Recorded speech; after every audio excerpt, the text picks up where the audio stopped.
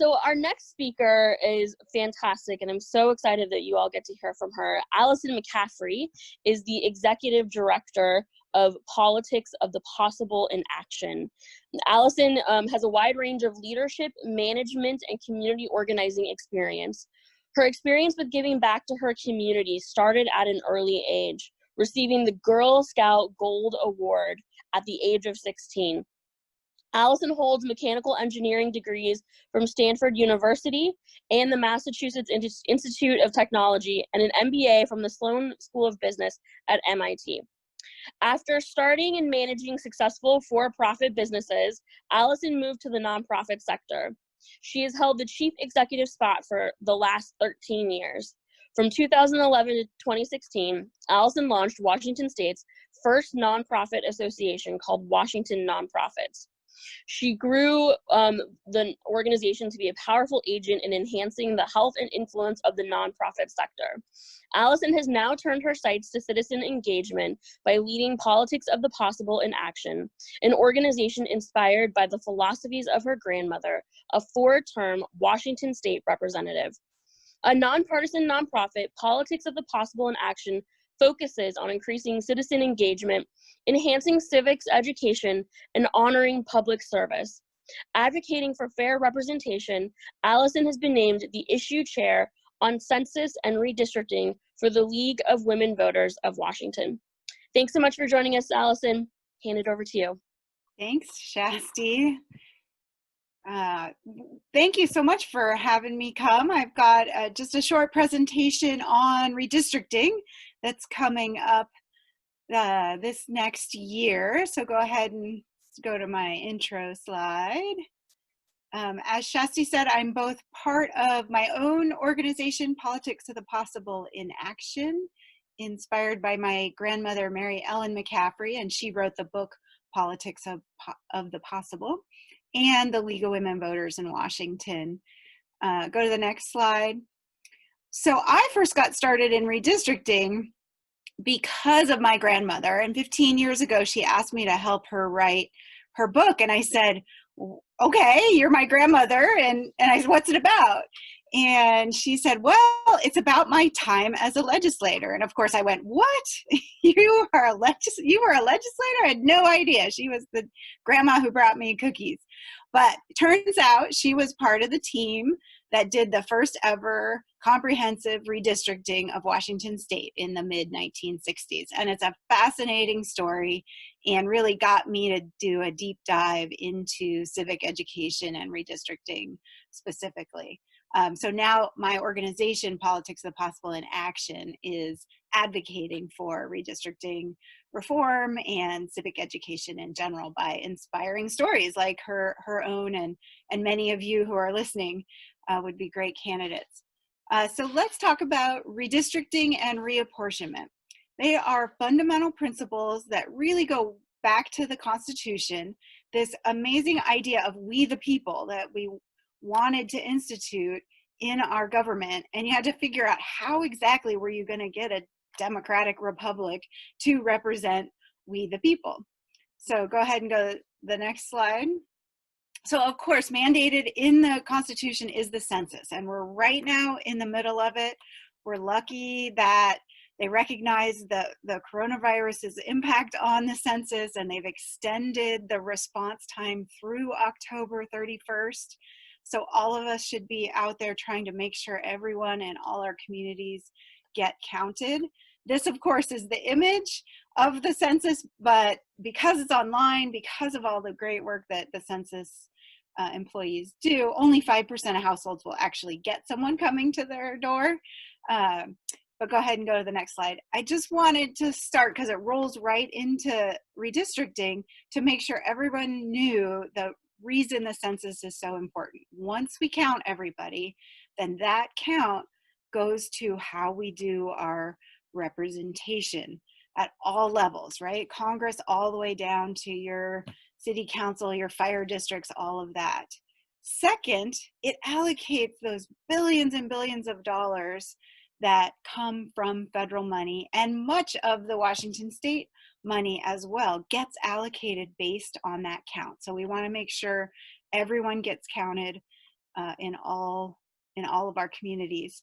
And the third way the census numbers are used is through research and critical questions. So think of, where does Walmart put its next store? How do nonprofits decide where their services are? So critical that we get that count right. So I encourage everybody to help others who have not responded.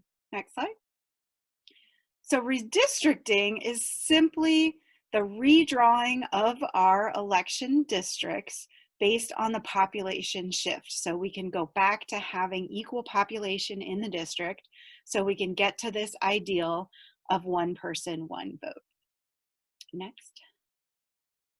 So just to jump right in, here's what the Brennan Center is predicting the reapportionment of the US House will be come 2022. So after we do the count, it looks like Texas may gain 3 seats in Congress, Florida 2 seats. All of the ones in light blue will gain a seat. All of the ones in light pink will lose a seat. It looks like New York may lose 2 seats in Congress. So you can see just how critical, given the battleground states are losing seats, and the pink over there, California, is hitting the census hard to make sure they don't lose a seat. Just how crucial the census rolling into apportionment, into the number of seats we get in Congress, for example. It's so important. Next slide. So here's a graph on how we choose our districts. And we first started out where all legislatures decided, and those are the ones you see in red. Those states still have a full legislative bill that has to pass through their government in order to decide those districts. The ones in light blue are ones that have a commission of sorts, a commission that is independent from the legislature. Now these commissions, they happen in all shapes and sizes, and I'll talk about ours in a second. The gray states on the congressional side are the states that have only 1 seat in Congress, so they have the population less than 1 congressional district. Next slide. So here's our Washington State Redistricting Commission. We have a 5-member commission that was established in the 1980s after we had battles in the 60s and battles in the 70s around redistricting in the legislature. Finally, in the 80s, after that battle, they said, let's go to a commission. And they decided to do a political appointment commission. So we have 4 voting members, 1 from each of the caucuses in the legislature. So you can see House Democrats get to choose, House Republicans get to choose somebody, Senate Democrats, Senate Republicans. But as you can see, the last time's commission, there could be an improvement in the diversity of this commission. In the past, so we've had 3 commissions so far. There have been 3 women that were on the voting members of the commission in the past 2. We didn't have any women, and there has never been a person of color as an appointed commissioner. You can't tell, but all of these men they're elder statesmen of the party. Slade Gordon there in the upper right, he did redistricting with my grandmother in the 60s. And so he knows redistricting from inside and out, right? Good choice, but where is that representation? I think they chose Laura there, our non-voting chair, to get a little bit of representation. Also representation outside of the Puget Sound area. She's from Tri-Cities. So this is the commission that is set in our state constitution. And if we want to change it, we'd have to change the constitution. We tried to pass a bill this last session that would change the procedures of the commission, but that did not make it out of the Senate. Next slide. So gerrymandering, that's why it's all controversial, right? We've all heard about gerrymandering in the states. Well, here's where the word gerrymandering came from. Good old Governor Elbridge Gerry he drew this nice little district in northeastern Massachusetts, and some enterprising newspaper person drew this cartoon and said it looked like a salamander. So they put Gerry and salamander, and then it morphed, and now it's gerrymandering. But it goes way back, even before this time, where politicians were trying to bias the maps in their favor. Now, of course, we know that we have a system where we have one person who wins in a district, called first past the post election methods. So all you need is one vote more than 50% and you get it. So yeah, here's where gerrymandering comes from. I think it looks more like a dragon, and that's where the title of a new movie you might have seen called Slay the Dragon, that's where that name comes from, trying to fight gerrymandering. And the League of Women Voters is sponsoring a free showing of Slay the Dragon on Tuesday next week. So if you want to join us and watch the movie and hear a panel discussion kind of before and at intermission, we'd love to have you. Look on the League's website or Fixed Democracy First website for that. Okay, next slide. So let's just look at gerrymandering for a little bit. So no one can see you. Point to your screen and figure out how you could district this hypothetical state into 4 districts fairly, right? So representatively. We're presuming we know where everybody lives and we know exactly how they're going to vote politically on which political spectrum, right? You could, the engineer in me says, hey, let's just make it in 4 quadrants. Well, what would that do to the city in the middle where Democrats like to live? It would probably crack them into 4 different districts. Well, maybe you want to put all those red dots in one district in the lower right. Okay, but would then they lose the other 3 districts? Okay, next slide. So here's how we could gerrymander either way. So a Democratic gerrymander might look like the one on the left, right? See how the blues win 3 districts, and maybe the lower right is a rural area, and the Republicans win that 20-0. Or you can take the same dots, the same people, and you can draw the lines this other way. Then you get 3 Republican districts and 1 Democratic district. So remember, nobody moved and we had perfect knowledge. So this shows you how important it is that where we draw the lines matters. Next slide. Okay, here's an actual example from the early 2000s. Here's Travis County, Texas, where Austin is. It's got a large Latinx community, and before districting happened, it looked like this. And then after, you can see they, in their wisdom of trying to reduce the impact of the Latinx vote, they instituted that long, thin orange district and cracked Latinx voters into 3 different districts from Traverse County. So actual example. Next slide. I don't want to hesitate. Both parties do it. Here's the institutions that are working on redistricting. There's been history in California of Democrats doing it, in Maryland, really biasing the maps one way or another. I think that's enough said. We're advocating for fair and representative maps. Next slide. So the reason this has become such a big deal in the last 15, 20 years, right, is because of the advances in technology. We can have so many large data sets that can process so much data that we can put all of this information into our models in order to tell us how we want to draw the lines. We can use statistical analysis.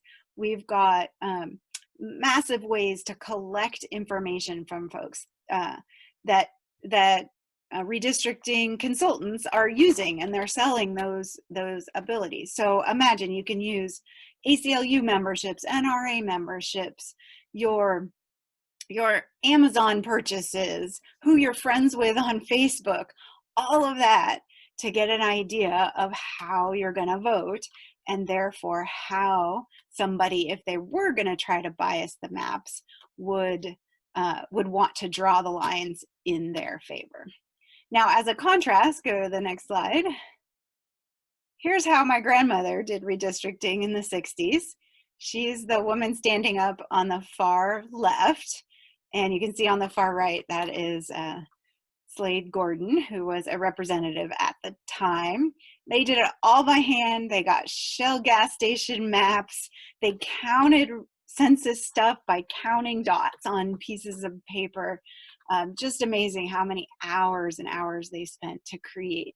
I bet in 2 years they created about 200 individual solutions of things. Go to the next slide. And here's how we do it today. We have lots of different computer programs. Some are really expensive, some are free on the web.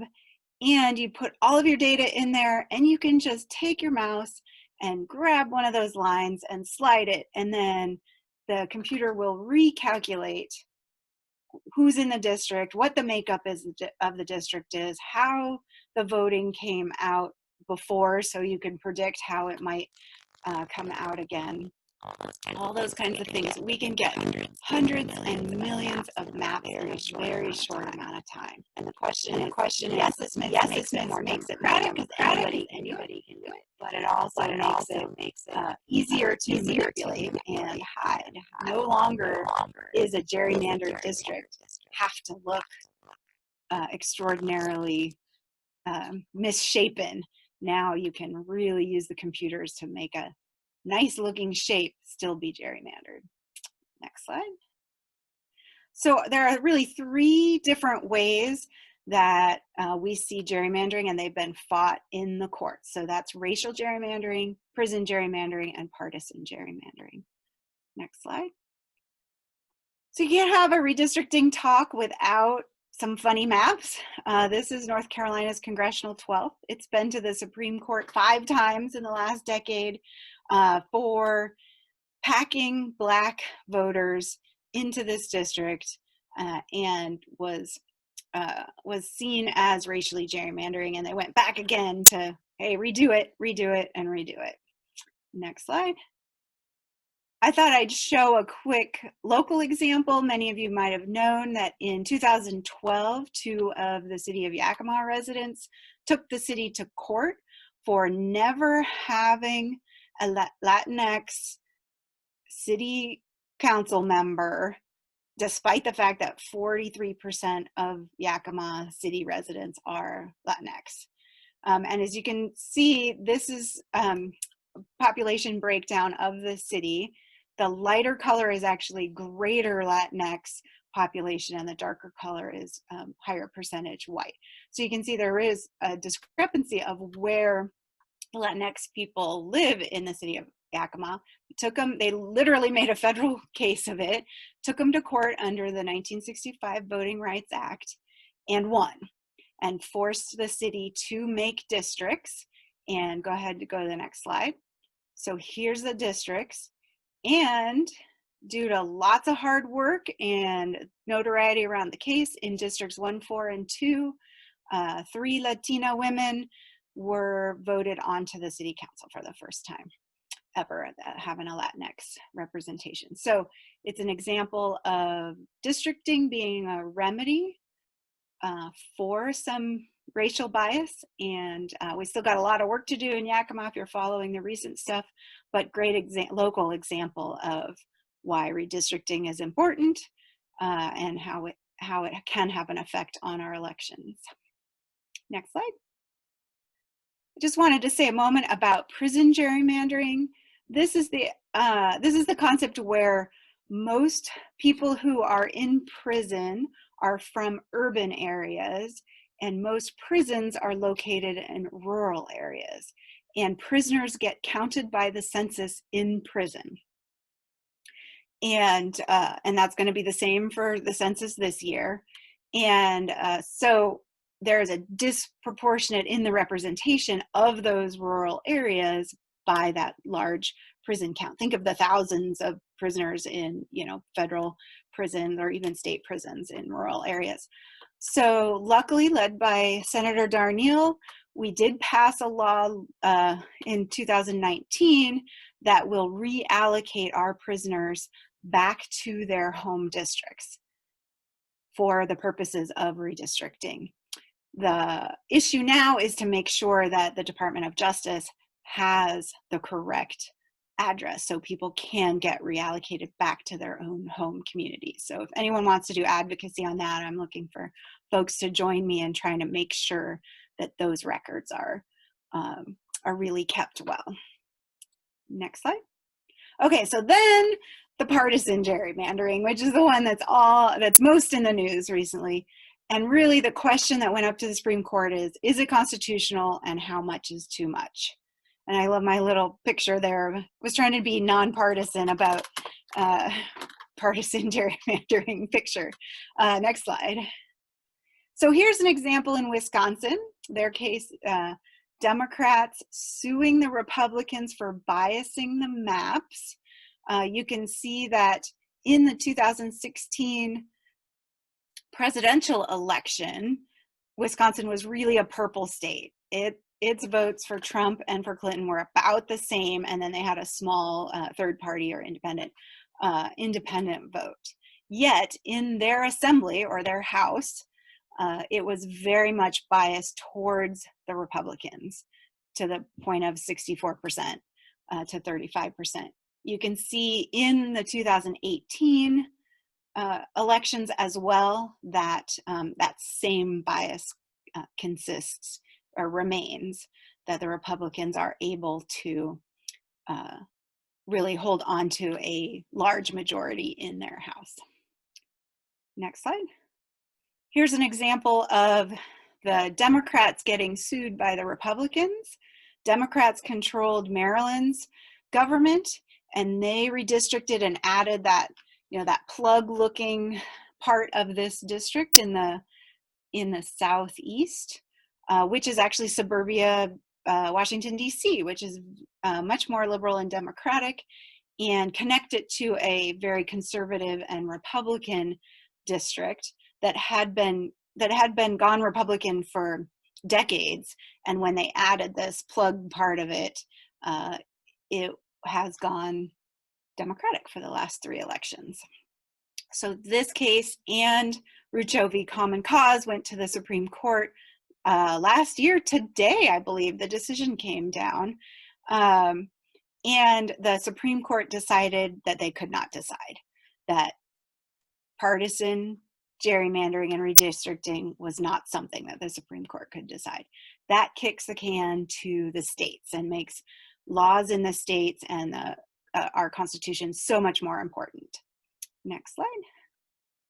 So one of the things that the League of Women Voters is doing is we are hosting Speak Up schools to help people train to testify in front of the commission and make their feelings about how they want to see the districts drawn as effective as possible in their testimony. We've got about 15 different organizations, League of Women Voter orgs and some other orgs, committed to doing these schools. We're looking for more partners. We have the curriculum. We're doing a Train the Trainer this fall. I'd love to talk to anyone who's got an organization that would like to host a workshop on Speak Up schools. What we're also doing is drawing a set of maps, getting a lot of public input, understanding how people in different areas want to see the districts drawn, drawing a legal map, and getting a big coalition. We're part of the Washington Voting Justice Coalition, along with the Census Alliance folks, and submitting this map to the commission saying, here's why we want to see it this way, And you should draw the districts this way, and you should tell us why you didn't, if you didn't. Go ahead, next slide. So here's the timeline. Of course, we're in the census right now. We're starting to advocate for Speak Up Schools. We're going to hold a training in the first week, or the first 2 weeks of December. The commission gets appointed in January 15th. They must complete their maps by November 15th. And they will be holding, last time they did 2 different public testimony batches of meetings, early on in May and June, and then after they had released some maps in kind of September, October timeframe. Last time only 800 people testified in front of the commission. This is the most fundamental part of our democracy that affects every other issue you want to work on by determining whether you see who you want to see get elected, right? Whether they have a chance to get elected. So I think that's ridiculous. We should have thousands of people testifying in front of this commission and saying how they would like to see the districts drawn. And of course, we won't have the new maps for the presidential election. We'll have them for the primaries in 2022. Going back to representation, our long-term advocacy policy is to try to change our redistricting commission to have more representation from ordinary citizens, not just the elder statesmen of the parties, and also have unaffiliated voices. We know that 30 to 40% of Washingtonians identify as independent. Where are those folks that are unaffiliated with the major 2 parties? Could we propose this structure? We know from the bill we tried to pass last session that there isn't much interest in the legislators right now in trying to do such reform. So anything to reform the structure of the commission, which of course would take a constitutional amendment, would have to come from a grassroots level, just a grassroots effort to try to make sure this was something we want to do so that our representation is better. Okay, here's your redistricting to-do list. Complete the census, help others complete the census, vote, attend a Speak Up school, and testify in front of the commission in 2021. Then join the fight to make redistricting even more representative for the next decade. And with that, I'll leave you one last thought. Next slide. Our government only works if we participate. So jump in, join in, and make sure everything works the way you want it. Thank you. Thank you so much, Allison. That was really a fantastic presentation. We did have a question come in regarding the Redistricting Commission. Do you have any advice or suggestions on how to help build in more impartiality? Like, why does it have to be so partisan? What can we do? We really have to be loud about communities of interest. We have a criteria in our law. Well, one, we have a criteria that says you're not supposed to take partisan consideration in mind, but then we appoint 4 people who are very partisan. So it's hard to go against their nature. But we have this criteria in our law that's called communities of interest.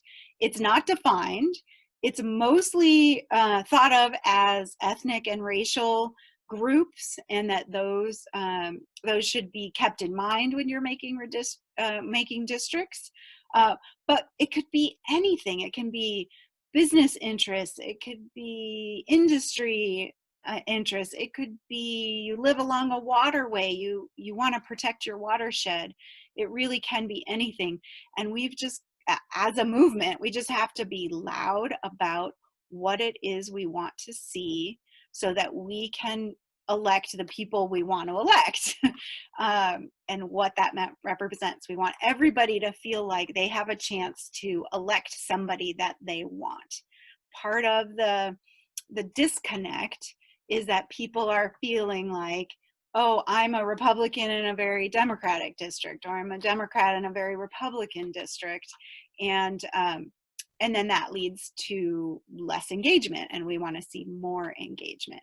So it's about knowing how important the lines are, understanding your community, and speaking out about how you'd like to see the lines drawn. Thank you. Thank you so much. We really appreciate you taking the time to be with us today. Yeah. And I know your contact information was up there, and I'm sure folks are going to have still a lot of questions they'd love to ask you. And we'll have some time a little bit later in the program to ask all of our panelists questions. So thank you again.